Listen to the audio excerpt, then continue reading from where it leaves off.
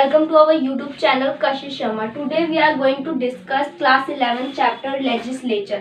Okay, जैसा कि आप जानते हैं ये टर्म 2 का फर्स्ट चैप्टर है क्लास 11 का, जो कि एग्जाम में आएगा. ठीक है, so we could discuss first legislature. What is legislature? Legislature को पार्लियामेंट भी कहते हैं. ठीक है, तो legislature or parliament is one of the most important organ of the government. Lawmaking is one of the function parliament, but it is a center of all democratic political process. जैसा कि लिखा हुआ है legislature और parliament, क्योंकि legislature को parliament भी कहते हैं, तो यहाँ पे और parliament, जो कि एक most important organ है government का. ठीक है, तो ये government का most important organ है, but law making के साथ साथ इसका जो फंक्शन है वो एक डेमोक्रेटिक पॉलिटिकल प्रोसेस भी दिखाना है. इंडिया एक डेमोक्रेटिक कंट्री है, तो यहाँ पे फ्री फेयर इलेक्शन और डेमोक्रेटिक प्रोसेसेस, डिबेट, डिस्कशन, ये मेन थीम होती है. तो लॉ बनता है जब, तो वहाँ पे 2 हाउसेस होते हैं, तो हम पहले डिस्कस करते हैं. एक ही चीज़ पे डिबेट होती है बार बार, तो उस डेमोक्रेटिक को दिखाने के लिए हमारे पास पार्लियामेंट होता है. ठीक है, second, houses of the legislature. जैसे कि बताया, लेजिस्लेचर में 2 हाउसेज होते हैं, upper house Lok Sabha and Rajya Sabha. ठीक है, तो the Parliament of India has 2 houses of the legislature. It is called bicameral legislature. हमारे पार्लियामेंट में 2 हाउसेज हैं, तो इसलिए इसे बायकैमरल लेजिस्लेचर बोलते हैं. ठीक है, उसके बाद the constitution has given the states the option of establishing either a unicameral or bicameral legislature. At present, only 7 states have bicameral at legislature. जिस तरह सेंटर पे दो लेजिस्लेचर 2 हाउसेज होते हैं हमारे लेजिस्लेचर में, लोकसभा देन राज्यसभा, उसी तरह स्टेट के लॉ ऑर्डर्स बिल बनाने के लिए स्टेट के अंदर भी 2 तरह की, या फिर यूनिकैमरल, बायकैमरल या यूनिकैमरल. कॉन्स्टिट्यूशन ने आपको राइट्स दिए हैं स्टेट को अपने अपने पास, क्या बायकैमरल लेजिस्लेचर बना सकते हैं या फिर यूनिकैमरल, वो आपके ऊपर डिपेंड है. ठीक है, तो हमारे कॉन्स्टिट्यूशन के अकॉर्डिंग जो हमारा इंडियन कॉन्स्टिट्यूशन है, एट प्रेजेंट में 7 स्टेट ऐसे हैं जिनके पास बायकैमरल लेजिस्लेचर है. ओके, तो विच वॉज दीज स्टेट्स? जो स्टेट्स हैं वो ये हैं: जम्मू कश्मीर, बिहार, यूपी, महाराष्ट्र, तेलंगाना, आंध्र प्रदेश एंड कर्नाटका. ये वो स्टेट्स हैं जिन स्टेट्स के पास अपनी बायकैमरल हाउसेज हैं. ओके, जैसा कि आपने सब समझ लिया है लेजिस्लेचर क्या है, बायकैमरल लेजिस्लेचर क्या है, हमारी कंट्रीज में कौन कौन से स्टेट्स हैं जिनके पास बायकैमरल लेजिस्लेचर है अपने अपने स्टेट्स की, तो I could discuss it's all. तो अब आपको ये नोट डाउन करने की जरूरत है. ठीक है, you could note down it please. आप क्या कर रहे हैं?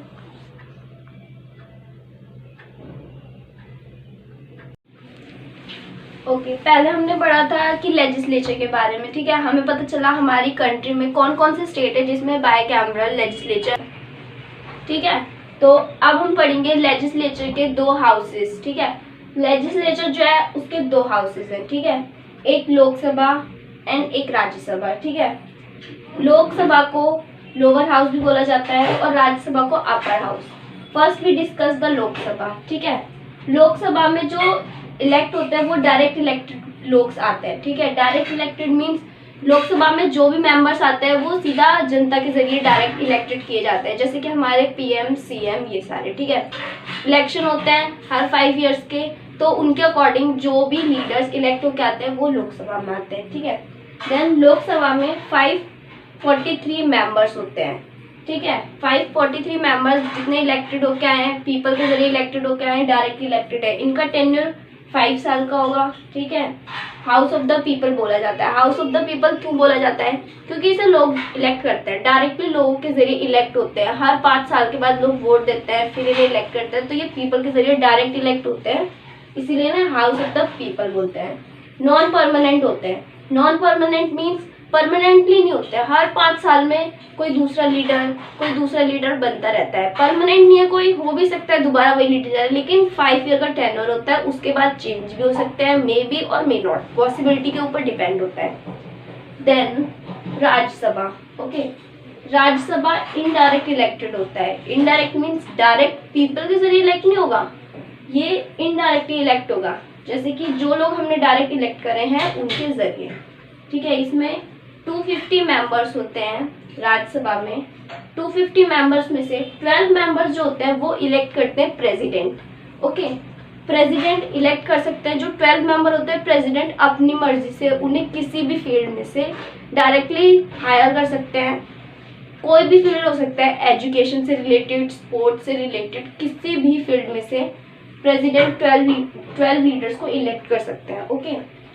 238 जो मेंबर्स होते हैं वो एग्जाम के जरिए परमानेंटली राज्यसभा के मेंबर बनते हैं, ओके। जो हम एग्जाम देते हैं यूपीएससी का, आईपीएस बनते हैं, एआईएस ऑफिसर्स बनते हैं, वो सारे 238 मेंबर्स इसमें आते हैं, ठीक है। ये परमानेंट ऑर्गन होता है, एक बार एग्जाम दे के आ जाते हैं तो वो परमानेंटली हो जाते हैं, ओके। फिर उसके बाद हम पढ़ेंगे व्हाट डज पार्लियामेंट डू। हमने पार्लियामेंट बनाया, हमारी कंट्री में बाइकैमरल पार्लियामेंट है। देन उसके बाद हमें क्या जरूरत है, जो हमने पार्लियामेंट बनाया है क्या काम करता है पार्लियामेंट। तो इसके पॉइंट्स हैं, first law making. Law making means कानून बनाता है, ठीक है। बिल है, कोई भी लॉ बनेगा तो लॉ मेकिंग की पूरी प्रोसेस होती है। दोनों हाउसेज में बिल जाएगा, एग्री डिसएग्री, क्या पॉइंट ऑफ व्यू निकलेगा, उसके बाद लॉ बनेगा। तो ये पूरी लॉ प्रोसेस जो है वो प्रॉपरली पार्लियामेंट के अंदर होती है, ओके। फिर कंट्रोल ऑफ एग्जीक्यूटिव, जो मेंबर्स यहाँ इलेक्ट हुए हैं वही एग्जीक्यूटिव में होंगे। देन उसके बाद वो जो भी बिल ला रहे हैं नहीं ला रहे हैं उस बिल के ऊपर रिस्पॉन्सिबिलिटी देंगे, आंसरेबल देंगे। अगर क्वेश्चन पूछा जाएगा तो वो आंसर करेंगे, ठीक है। तो इस तरह से जो पार्लियामेंट है वो उन्हें कंट्रोल कर रहा है। उसके बाद रिप्रेजेंटेशन, इंडिया डेमोक्रेटिक कंट्री है, यहाँ पे पीपल का रिप्रेजेंट होना बहुत ही ज़रूरी होता है।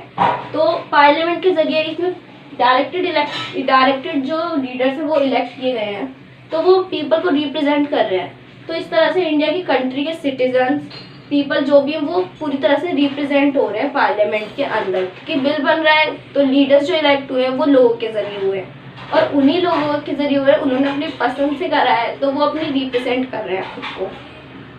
उसके बाद डिबेटिंग फंक्शन, पार्लियामेंट जो है वो एक ऐसा ऐसा स्टेट, ऐसा कॉन्सेप्ट है, ऐसा जगह है जहाँ पे प्रॉपर तरीके से किसी भी लॉ के ऊपर, किसी भी इशू के ऊपर प्रॉपर तरीके से डिबेट होता है, ठीक है।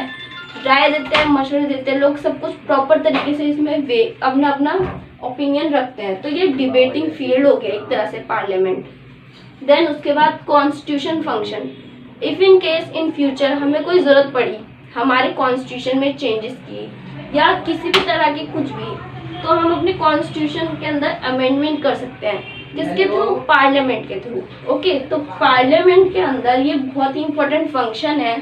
इफ़ इन फ्यूचर हमें ज़रूरत पड़ी तो हम अपने कॉन्स्टिट्यूशन में चेंजेस कर सकते हैं, अमेंडमेंट कर सकते हैं, ओके। तो उस पूरे प्रोसेस को कंप्लीट करने के लिए पार्लियामेंट का होना बहुत ज़रूरी है। तो ये सारे पार्लियामेंट के फंक्शंस हैं, and this was the house of the legislature and you could note down it, it's complete, okay.